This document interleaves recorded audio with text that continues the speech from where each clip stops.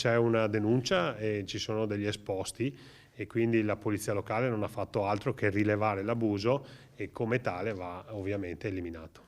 Quella tettoia va abbattuta.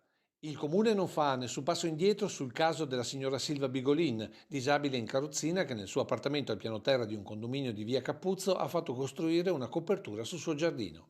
Manufatto che è stato segnalato alla polizia locale di Treviso con il risultato che alla signora è arrivata una denuncia penale per abuso edilizio e la notifica di un'ordinanza per l'eliminazione della struttura.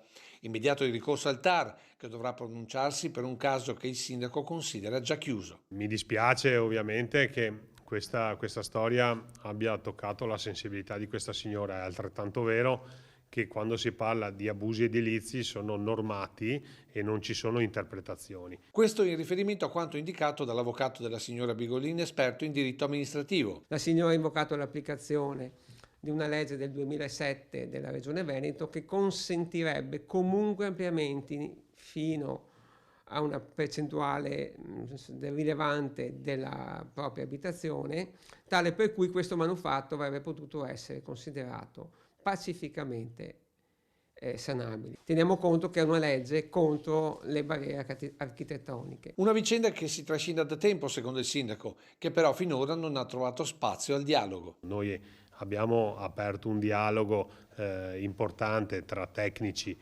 comunali e tecnici della signora già da diversi mesi, forse addirittura un anno, e poi si è arrivato a questo epilogo. Però voglio dire, il tema della disabilità secondo me in questa fase c'entra poco, le cose vanno fatte secondo le regole.